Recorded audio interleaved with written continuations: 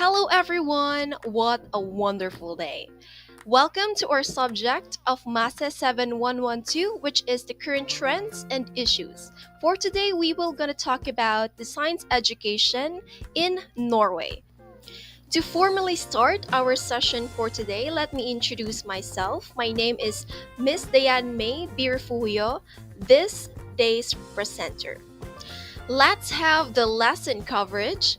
First is the digitalization of education. Second is the STEM education. Third is the inquiry based learning. Fourth is the inclusivity and diversity.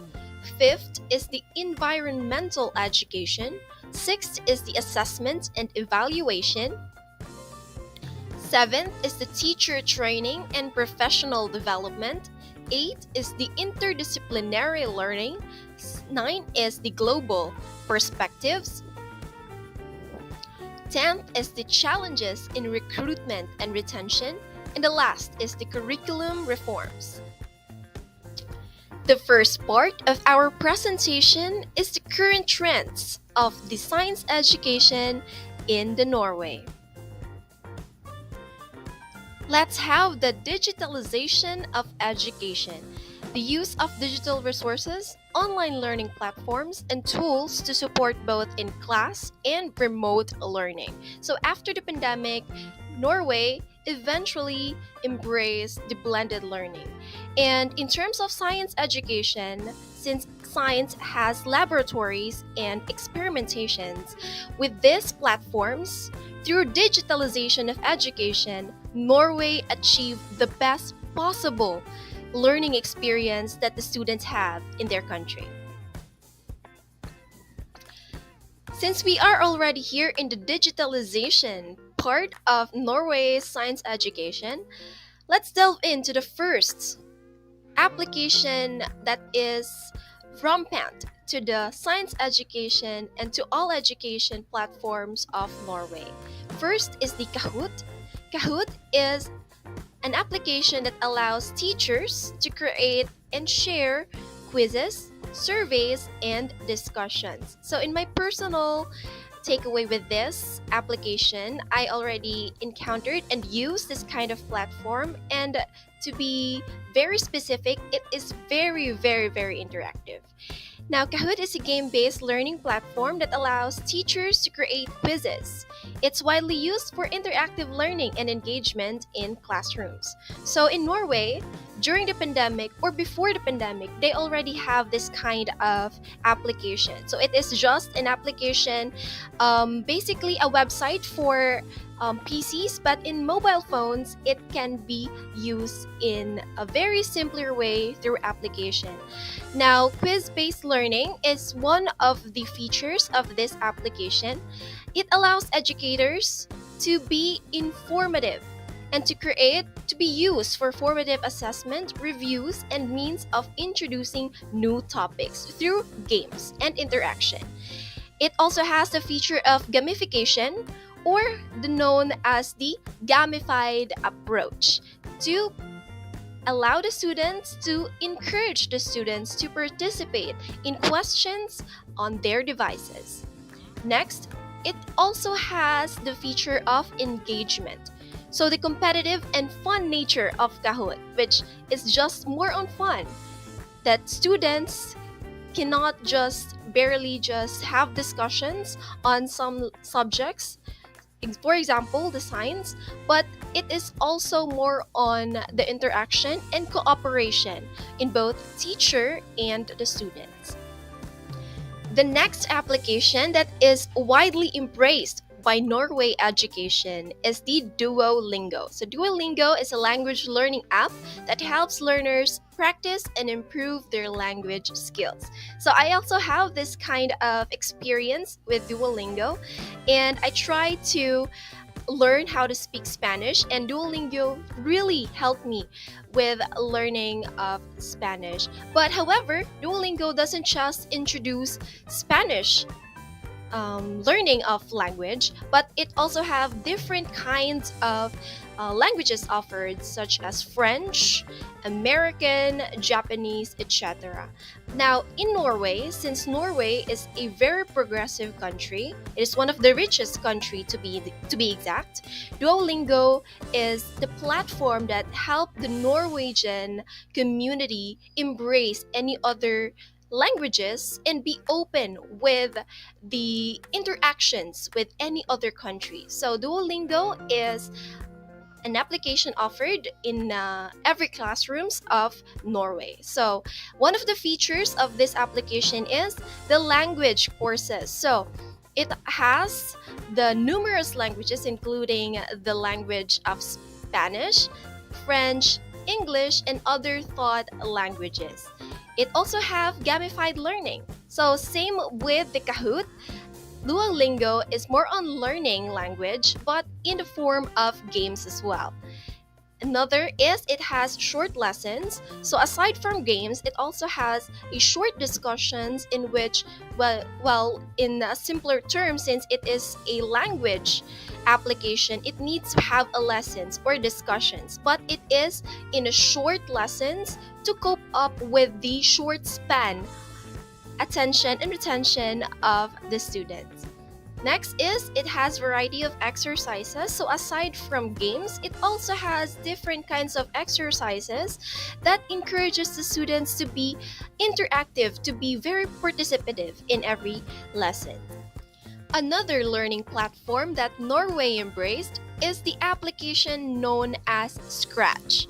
Scratch is a programming and coding platform designed for students to learn coding skills. So as we all know, progressive countries such as the Norway embraces technology in a form of coding and website building because everything we all know is now in the internet. Transactions, financial supports, and any kinds of platforms are already present in education through the technology.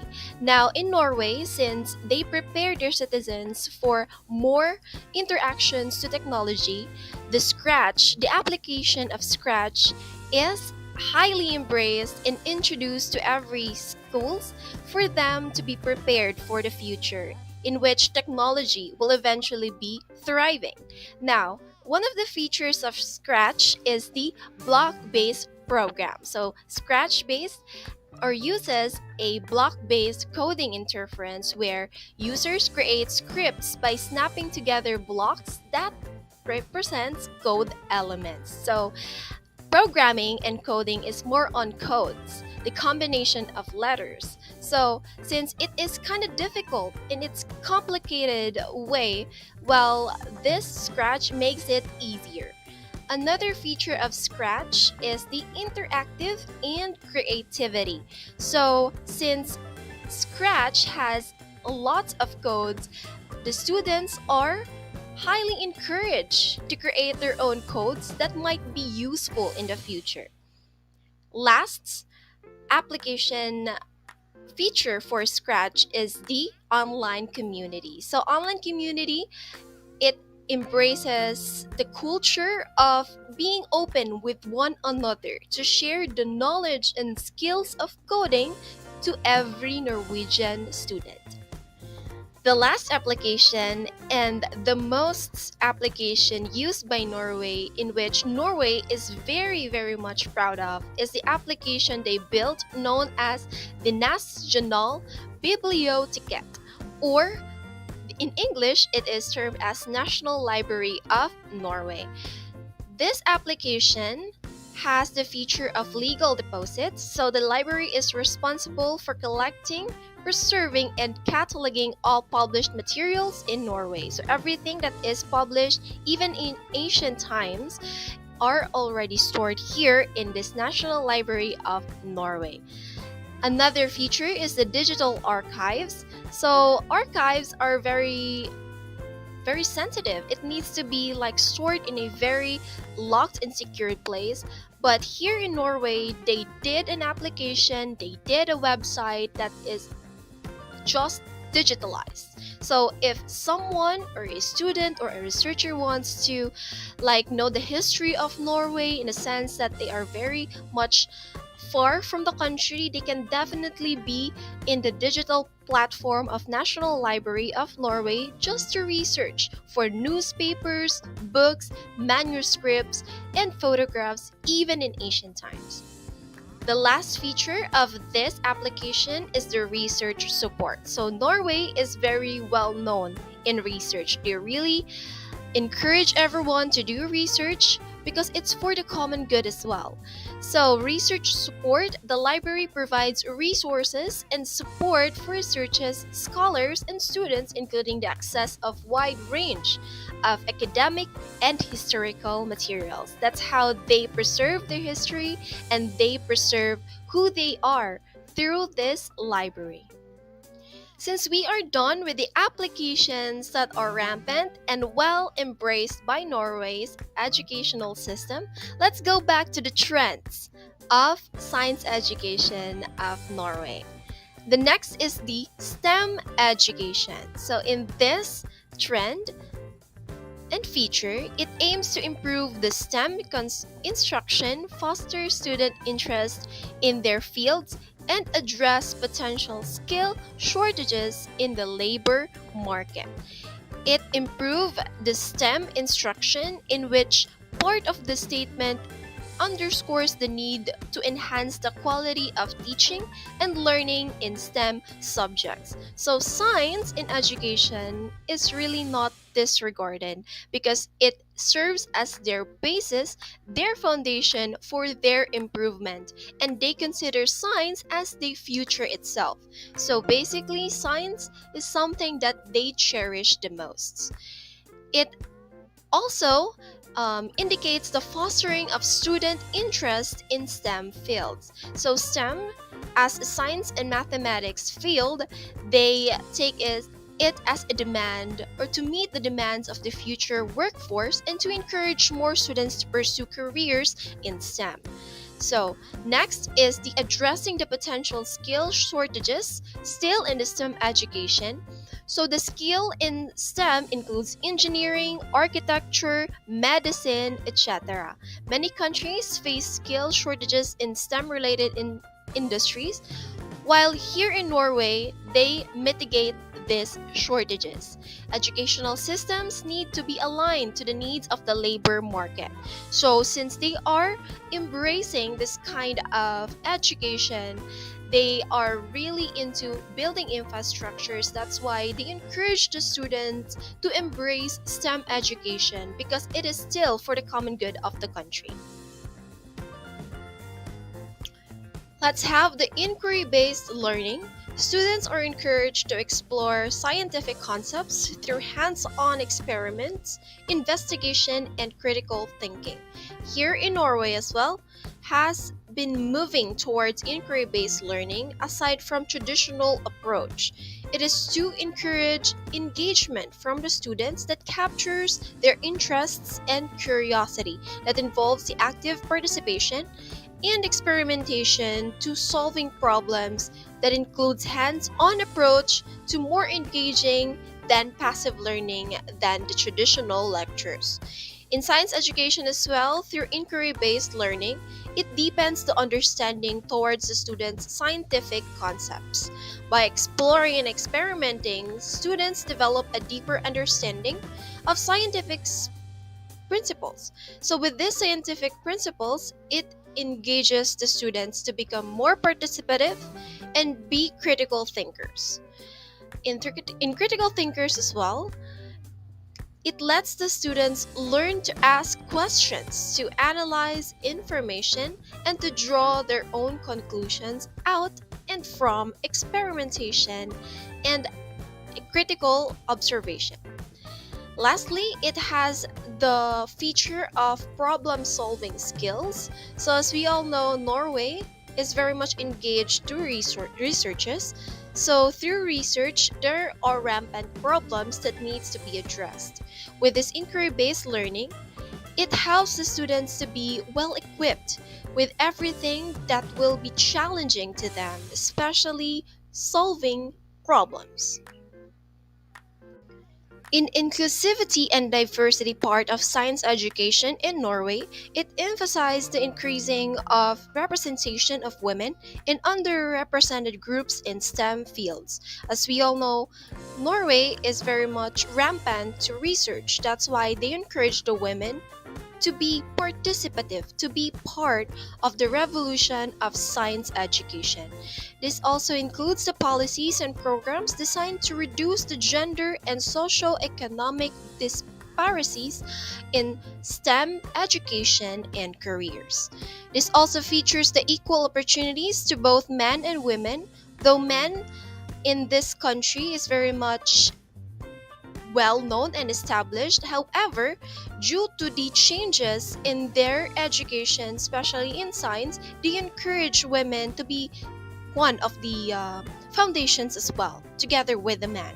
So, this equal opportunities emphasizing inclusivity and diversity ensures that all students, regardless of their gender, socioeconomic background, or ethnicity, have equal access to quality STEM education and career opportunities. In the environmental education of science education in Norway, students are taught about climate change, renewable energy, conservation, and sustainable practices with the goal of producing environmentally aware citizens. So, as we all know, Norway has 4 seasons and they experience the worst of them all.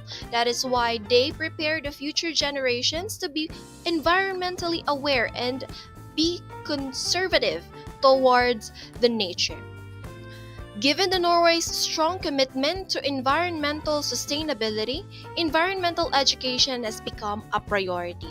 And here in Norway, environmental education is not just incorporated the subject, but it has a separate curriculum. That is why environmental education is an education curriculum itself. In environmental awareness, by incorporating environmental education into curriculum, Norway is working to cultivate a strong sense of environmental awareness among its citizens. With its sustainable practices, environmental education not only imparts knowledge but also encourages students to adapt sustainable practices in their daily lives. In assessment and evaluation part of science education of Norway, a shift towards formative assessment which emphasizes ongoing feedback and competency-based evaluations that focus on practical skills and application of the knowledge. Ongoing feedback means formative assessment places a strong emphasis on providing continuous feedback to the student. Instead of relying solely on this summative assessment, through final and partial examinations, teachers regularly assess students' understanding and offer feedback to help them identify areas of improvement. So, this is one of the features of Norwegian science education in which assessment is continuous and it is always practiced through teachers, through the students, because they wanted to check on the improvement of the students to help them as well on their difficulties. Another is the competency based evaluation, in which it evaluates on focusing to the development of special skills and competency rather than simply memorizing the facts. This approach aligns with the goals of providing graduates who are not only knowledgeable but also capable of applying their knowledge in real world context. Next is the teaching, training, and professional development in science education, specifically just for the teachers. High quality science education relies on well prepared teachers. Continuous professional development and training are crucial to keep educators up to date with the latest teaching methods and scientific discoveries. Norway has invested in teaching training programs. With this matter, they are open with conferences with other countries for their teachers to be well versed, well known, and well equipped with the science skills that are up to date. It also features the keeping up with the pace of advancement. Science is a dynamic field, and new discoveries and technologies continually emerge. By providing ongoing training, teachers can stay current with the latest scientific knowledge and methods, ensuring that students receive up-to-date and relevant education. So as we all know that science is in constant change. Therefore, science teachers must be keeping up with the changes of this field. Next is embracing teaching skills with this science education. Professional development opportunities allows educators to improve their teaching skills and techniques. They can learn from effective pedagogical approaches, classroom management, and strategies for engaging students in science learning. Promoting inquiry based learning is also a feature for this teaching, training, and professional development. As mentioned earlier, that Norway has been moving towards inquiry based learning in science. Teaching training is crucial for equipping educators with the skills to implement this innovative and science centered as well as student centered teaching approaches effectively. In interdisciplinary learning, to address a complex real world problems, there's a trend towards integrating different scientific disciplines. For instance, environmental issues often require knowledge from multiple fields, and this interdisciplinary approach helps students develop a more holistic understanding of science. And science is a field that has a lot of branches. Therefore, with this educational system and way of Norway, they encourage the science teachers, science administrators to be well equipped on interdisciplinarying the parts of science that anchors to different kinds of branches. Real world relevance of this interdisciplinary learning reflects the interconnected nature of real world problems. Environmental issues, for example, often involve biology, chemistry, physics, and social sciences. This approach equips students with the tools to tackle complex, multifaceted challenges. Critical thinking also integrates multiple disciplines, requires students to think critically, draw connections, and synthesize information from different sources. This nurtures critical thinking skills, a key complexity in social and scientific inquiry.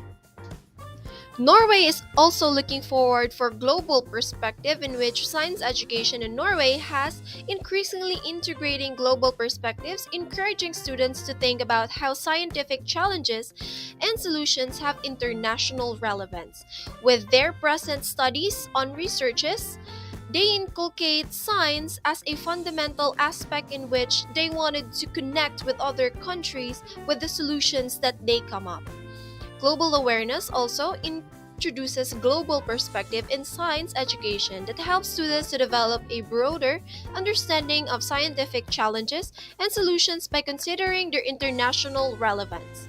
This fosters a sense of global citizenship. So this is also a political aspect in which they can have a connection.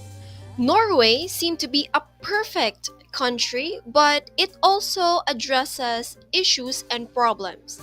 Let's delve into the issues of science education in Norway. The first issue that Norway is currently facing, not just in science education but in general education as well, is the challenges in recruitment and retention. Norway has faced difficulties in recruiting and retaining qualified science teachers, especially in remote and rural areas. Incentives and policies have been explored to address this issue.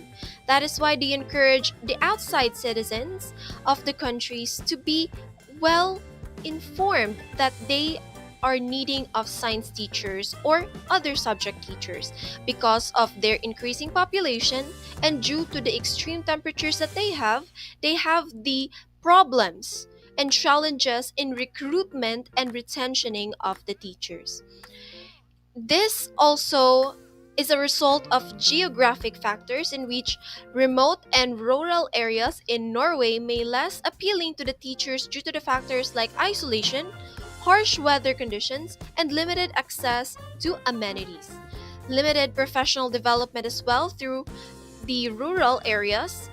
Teachers in rural areas may have fewer opportunities for professional development and networking, which can make their career less attractive. Last, for this kind of issue is the financial incentives. Norway has explored financial incentives such as higher salaries, bonuses, and housing assistance to attract retained teachers in remote rural areas. That is why their teachers there who are located in rural areas, they have free housing just to let them stay and teach more in their government. Last one is the curriculum reform. The national curriculum is periodically reviewed and updated to reflect evolving educational goals and the latest pedagogical approaches. This is with the alignment of educational goals in which curriculum reforms ensures that science education aligns with the broader educational goals of the country. But this sometimes be a challenge to the community or the science community because there are a lot of changes going on and the curriculum reforms of Norway is constantly changing as well. So there is a difficulty in keeping up with both the curriculum reforms and the changes and the updates of science itself. At this juncture, let me have you a glimpse of Norway's education through their physical structure and their ways of education.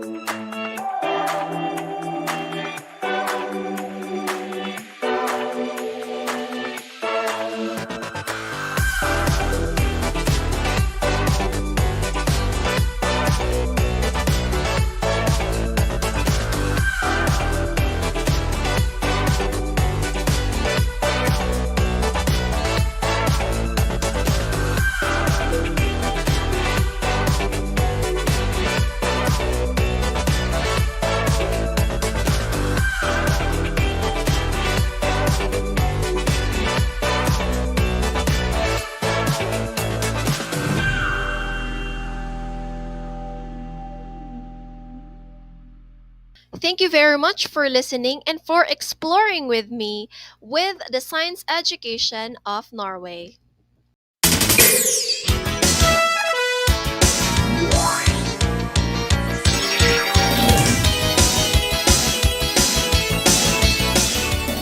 Hi there! Welcome to the next episode of Science That Matters. As we explore the current trends and issues of science education in India, I am Dimple L. Udud, your presenter for today's episode. As we go along, let's take a look at the brief background, the education system, and the current trends and issues of India. Science education is a top priority for the Indian government. They have Indian Institute of Science Education and Research, or the IISERs, and the Indian Institutes of Technology. The leaders of the Indian independence movement, such as Mahatma Gandhi, Jawaharlal Nehru, and Maulana Abul Kalam Azad, made education a top priority after independence in 1947. They believed that education was essential for building a new democratic India. Mahatma Gandhi believed that education should be based on the values of non-violence, self-reliance, and social justice. He wanted to create a system of education that would benefit all Indians regardless of their caste, religion, or gender. Jawaharlal Nehru, the first Prime Minister of India, also believed that education was essential for national development. He envisioned a system of education that would produce scientists, engineers, and other skilled professionals who could help India build a modern economy. Maulana Abul Kalam Azad, the first Minister of Education of India, was also a strong advocate for education. He played a key role in developing the country's first national policy on education in 1949. The policy emphasized the importance of universal education and the need to create a system of education that would promote national unity and social justice. The education system in India. Recently, the Indian government introduced a new National Education Policy, or NAP. The NAP 2020 is a major reform of Indian education system.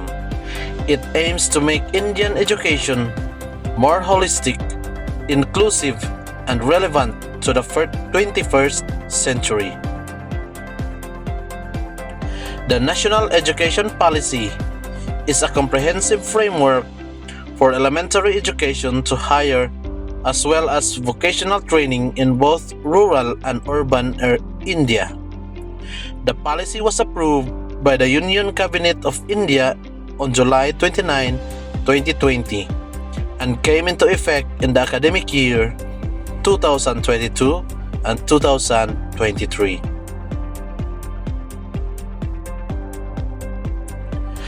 So there are many changes of NEP 2020 in Indian education system.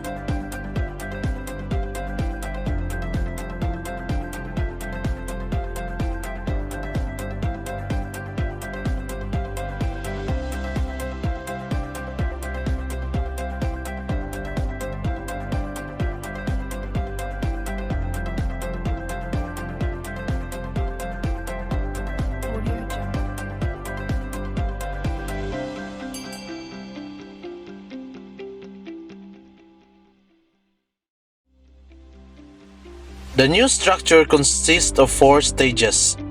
The foundation stage, in which the students ages 3 to 8, or the preschool, or other term as the grade 1 and 2, where students learn through play and activity-based learning. They focused on developing their language, numeracy, and social emotional skills. They also learn about their environment and culture. The second stage is the preparatory stage, the 8 to 11 years old or the class 3 to 5, wherein students continue to develop their basic literacy and numeracy skills. They also learn about different subjects such as science, social studies, and the arts. They begin to develop their critical thinking and problem-solving skills. They focus on experimental learning. The third stage is the middle stage, which ages 11 to 14 or the grade 6 to grade 8. Students focus on developing their conceptual understanding and critical thinking skills. They learn about the variety of subjects in more depth, and they begin to specialize in areas that are of interest to them. They also have the opportunity to participate in extracurricular activities and internships. The secondary stage or the ages 14 to 18 or grade 9 to grade 12. Students prepare for higher education or for the workforce. They choose subjects that are relevant to their interests and future goals. They also have the opportunity to participate in research projects and capstone projects. Let's go to the current trends and issues of science education in India. Trend number 1. The focus on STEM education. The government of India has launched several initiatives to promote STEM education, such as the Atal Tinkering Labs. More and more students in India are taking up and enrolling in STEM programs and science-related fields.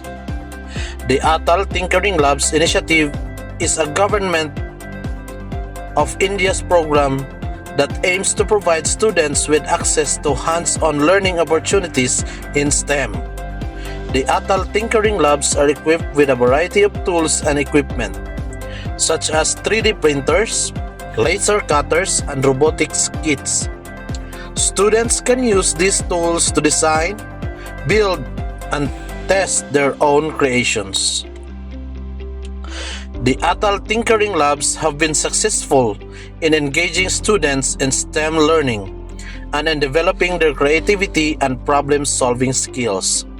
A study by an Indian Institute of Technology, Mumbai, found that students who participated in the Atal Tinkering Lab program showed a significant improvement in their science and mathematics grades. Second trend is the integration of technology. Technology is playing an increasingly important role in science education in India.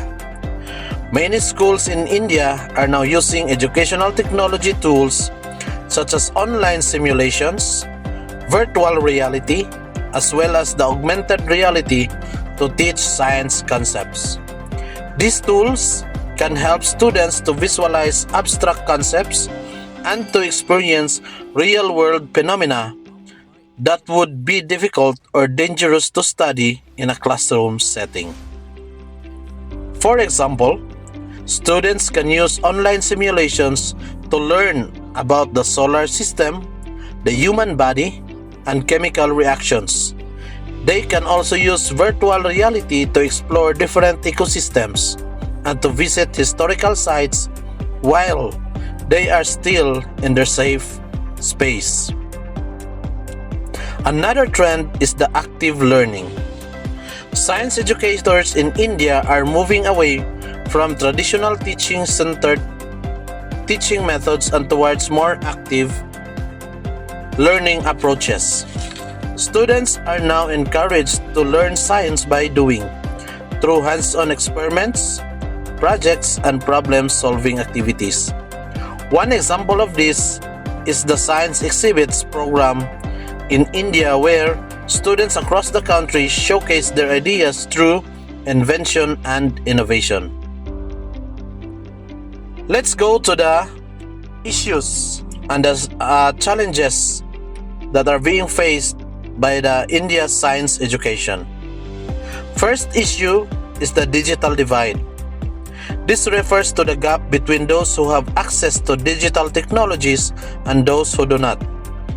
This is a major issue in science education in India. This is because many students, especially those from low-income families, do not have access to computers, smartphones, and reliable internet connectivity. This makes it difficult for them to participate in online learning and to access digital learning resources. Second issue is the teacher lacks training. Many teachers in India are not adequately trained to teach science using online and blended learning approaches. This is because teacher training programs have not yet fully caught up with the changing demands of science education. Also, teaching is not seen as the prestigious profession in India. This is due to the number of factors including low salaries and poor working conditions. Another issue is the lack of resources.